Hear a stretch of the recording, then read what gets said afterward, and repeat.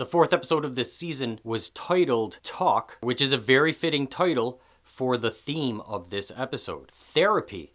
My favorite part of this theme was right here. It's in the drug deal that we saw go down. As this guy walks by this couch, we see these two people acting out therapy with the doctor and the patient. But what we find in the episode is that therapy actually comes in a lot of different forms. It's not just psychotherapy, which is talking to a therapist that we see here. Hey, I'm G, and this is the G-Spot. We've seen that Kim is struggling past the last couple episodes, and she asked to be dropped off at court in the last episode, but we didn't know why. And then in this episode, we find out she's just sitting there watching court. If you remember back in season 3, Kim goes through a hard time when she gets in that car accident. She realizes she physically can't go on. And what we see Kim do in this episode is she binge watches TV. This is therapy for Kim. Now, at this current time, we know that Kim is once again struggling. But Kim will not let anyone else know she's struggling. She's keeping this all to herself. So she can't just sit at home and binge watch because Jimmy's there. And he's going to say what's going on, what's wrong with you. So Kim has chosen reality show almost, a reality people's court. She's going to court and just sitting there and watching it like it's television. This is Kim's therapy. She's going to court and treating that like TV. Nacho may be more in need of physical therapy over anything else, but Nacho is not going to get any therapy. After Gus tells him that he still has more work to do, we see Nacho at his father's again. He's sitting on the couch. And here his father tries to get him some of the therapy help that he needs. But Nacho is a tragic character, and he cannot get the help he needs. He tells his father, if I go to the hospital, I'm going to be in more danger than I'm in now. This is therapy for the Salamanca twins. They have avenged their family. And with the Salamanca twins, what we can see with their therapy, how they tie it into their purpose. The Salamanca twins are avengers. That's when we see them, when avenging is needed. And so the twins use their purpose in life as their therapy. Purpose is probably the most powerful therapy you can use in life. This is not therapy for Mike. Mike is a man of action, not words. The whole reason Mike is here is for Stacy. And now maybe for Anita too. In the opening, we see Mike sharing like he's getting into the group or maybe finding the group therapy useful. He's participating in it. But if we look at the story Mike tells, as sweet of a story as it has nothing to do with his pain of losing his son. This story that Mike tells is not part of therapy. It's actually avoidance. I mean, he does have pain about the loss of his son, and the story he told has nothing to do with that.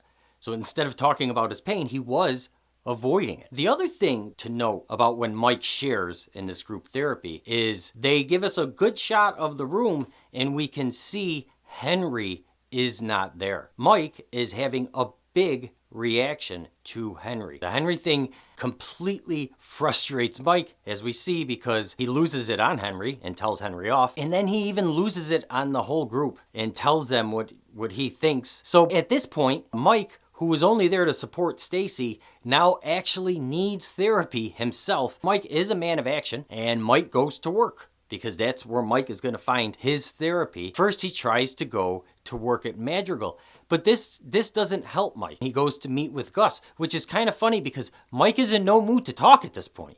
And this is exactly what he tells Gus when they meet. Mike didn't just walk away from Gus. Mike knew that Gus had his therapy. Gus has what Mike really needs, his true therapy.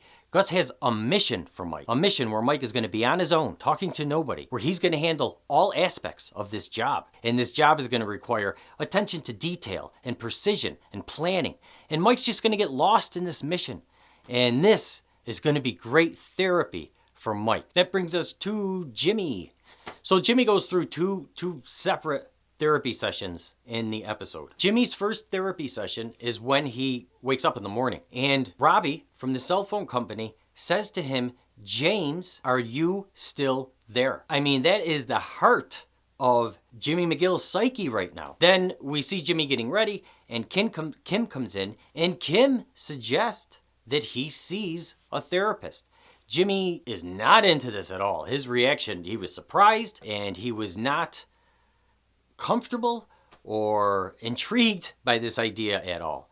He was so shocked from the question and is so turned off from the idea of going to therapy. He told Kim he got the cell phone job. Even though he told the guy he didn't want the job, he changes his mind and tells Kim, I got the cell phone job, because he doesn't want Kim thinking he needs therapy. He wants Kim thinking that everything is fine with him and not to worry about him. A quick side note, a lot of space between them, same as the last episode. Jimmy and Kim now really hiding a lot of themselves from each other. Kim is struggling a lot. She's going to court to just sit there and hang out, and Jimmy knows nothing about Kim's struggles. Jimmy's going through big changes, and he's sharing none of this with Kim. So a lot of space between them, and not only the space, but halfway open doors. So Jimmy gets to work, and there's no business. Bored. He first starts this ball game, and boy, this shot right here, throwing the ball against the wall, really shows us what Jimmy's therapy is. If you look at the look on his face while he's waiting for this ball to come back at him, it's like everything to him. I mean, he's just waiting for that ball to fall in the right spot. And this is what Saul Goodman and Slippin' Jimmy does, right? They come up with these schemes, these ideas, and they throw them out into the world, and then they wait to see if everything lands the way it should. I mean, that's the con man, right? This is Jimmy's therapy right here. But the ball obviously is not going to work as therapy for too long. By the end of the episode, we see Jimmy living out his purpose, participating in his therapy, and we see Jimmy take, honestly, another really big step towards Saul Goodman. One thing that he does is he ignores his boss, like he did at D&M. When he had to make the commercial for D&M, he took way too much initiative. It almost got him fired. And that's what he does at this job. His boss tells him, just read a book. But Jimmy is starting a whole marketing campaign instead of just reading a book. But where we really see Saul is in this ending shot right here. And what we see is we see the difference between Slipping Jimmy and Saul Goodman. Saul Goodman doesn't run the cons himself. He sells his knowledge, his expertise to others so that they can do their own cons. When we see Jimmy paint this sign on the windows of the cell phone store, I think it's the biggest step we've seen him take towards Saul so far. He's going against the rules. He's not listening to his boss. He's trying to aid criminals. I mean, he's basically telling criminals, if you need to hide for the man, I'm going to help you hide your conversations from the man. And thirdly, and perhaps most importantly at this point, this is not a single con focused on one person. This is Jimmy trying to use his expertise to help other conmen. I hope you enjoyed the video. If you did, don't be afraid to give it a like. If you know anybody else who watches Better Call Saul and would like to hear about the theme in the episode talk, please go ahead and share the video with them.